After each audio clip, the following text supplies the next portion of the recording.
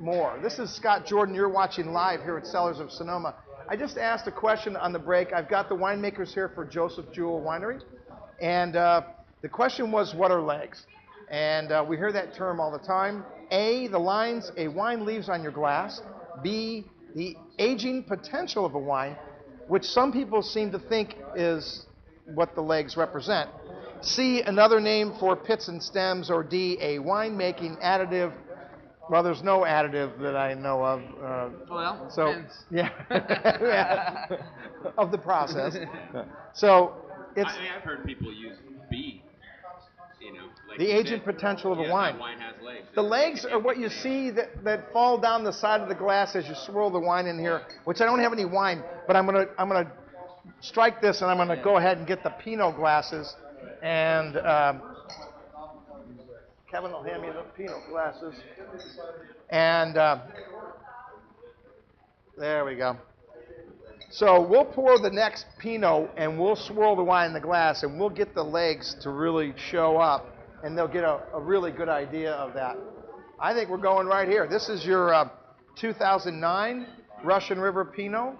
Tell us where you got the fruit for this wine. So this is a blend of three of our vineyard designate wines. So we took 2 barrels from each vineyard designate and put it in our Russian River blend, which makes up our Russian River Pinot Noir. It's Appian Way, Floodgate Vineyards, and Hallberg Vineyards, and they're all. It's kind of, if you're going through, They're situated within like a 5-mile radius. Yeah, so it kind of starts with Floodgate. It's on River Road and goes to Appian Way, then follows with Hallberg, which is Appian Way and Hallberg are, about 3 miles. Now, does it bring?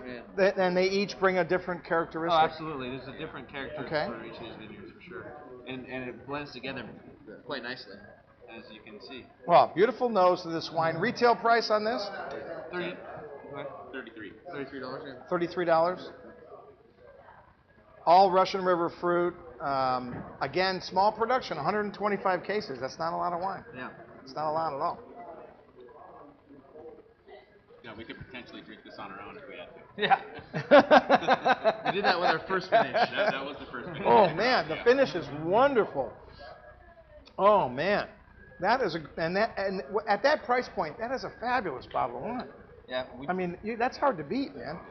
I always challenge, and I do it almost every week. I challenge my viewers.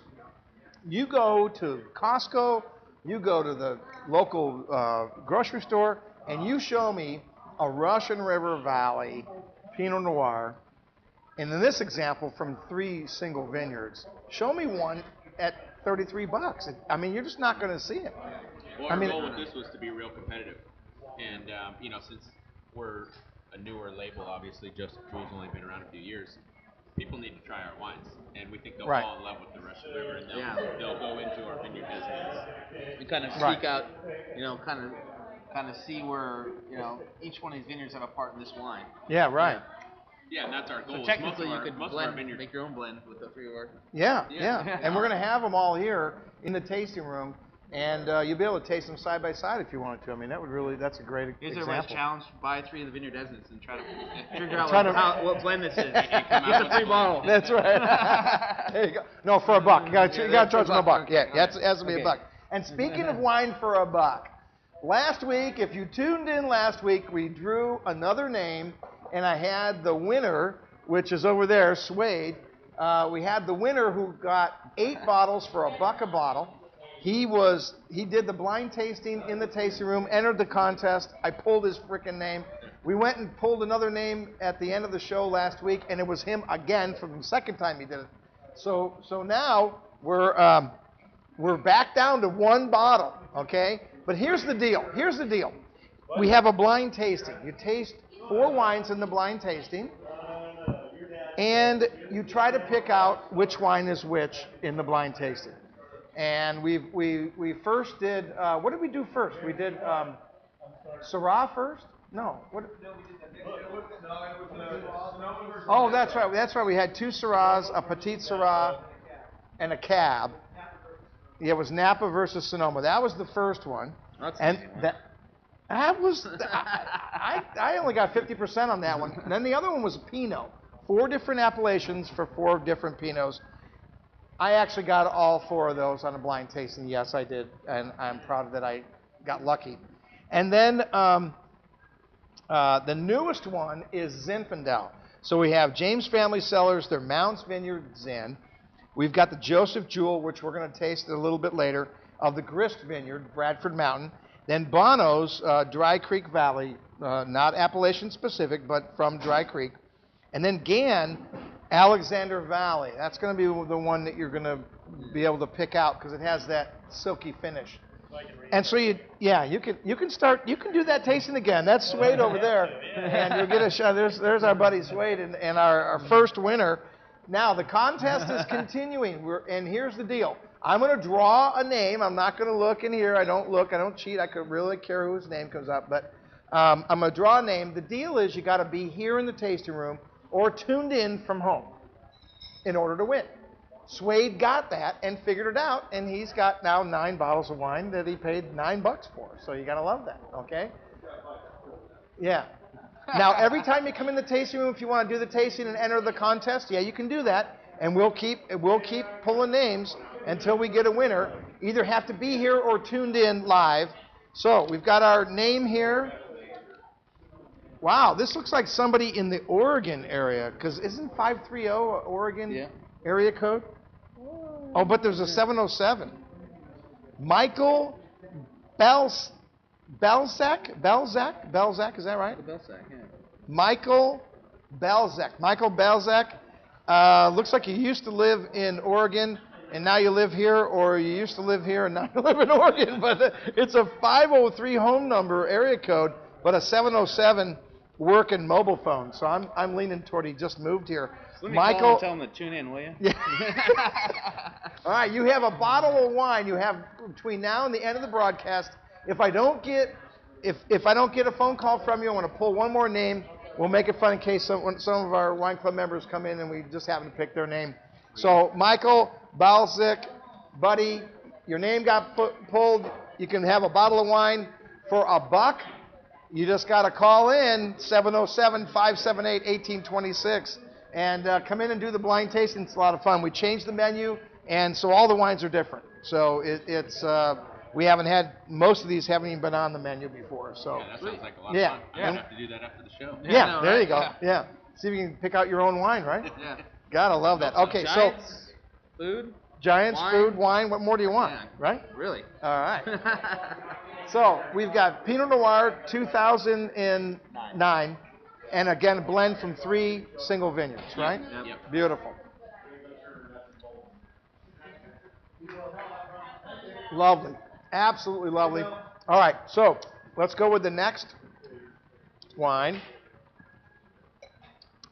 Here, I'll clean that out for you.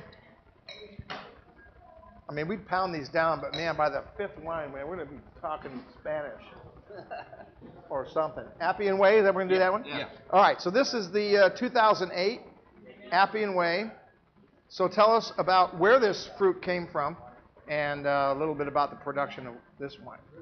Well, Appian Way is located in the Russian River Valley. It's on the western side of the Russian River Valley in Grayton. It's a small 2-acre vineyard that we source exclusively from. We got a long-term contract. Nice. With the owner and grower's name's Tom Keegan. Do you produce it different than the first Pinot? No, our style of Pinot is all produce the same. Okay. And basically our goal is to let the vineyard shine. Okay. The expression and the climate and the terroir, So our vineyard speak practices for are the the same. No, the vineyards are very different, but vineyard practices wise, And so you're talking about French oak? Yeah. Winemaking styles. And this was gravity fed as well? Did you do gravity fed with that? Yeah. Okay. So these wines, they don't have to see a pump unless we want them to. Yeah. Well, when I worked in the first in the wine industry, I worked for Pine Ridge in Napa, and they own up in Oregon. If our Oregon folks are tuning in, a little shout out for you. But they also own Archery Summit, and that's another example of a gravity fed built. It was built for that exact scenario. And what they did was, which was interesting because the guy had way too much money, but what he did was he actually built an elevator for the steel tank to go down and then come back up again if you need it. Well, that's interesting because this winery has an elevator? Well, it doesn't have one, but it has a cutout for if they ever needed to put an elevator in. Well, it's really, really That's expensive. smart because when we It's super expensive. when, Oh my God. we need to take a tank downstairs, you know, it's a little bit of a drive with the forklift, and Right. you're going down a steep slope with stainless steel tank on the forklift, and you have to Yeah, back that's down pretty there, tough. so you have to- Well, that gravity-fed that elevator was very cool. So let me ask a question, and then we'll take a little break. Those of you watching live, we're not going anywhere. The question is, what are tannins? A, an artificial wine coloring. Oh, of course, that's what we all use. B, a puckery taste in the wine. C, a deep red color. D, a cluster of grapes that have darkened in the sun. What are tannins? We're going to answer that. We'll be right back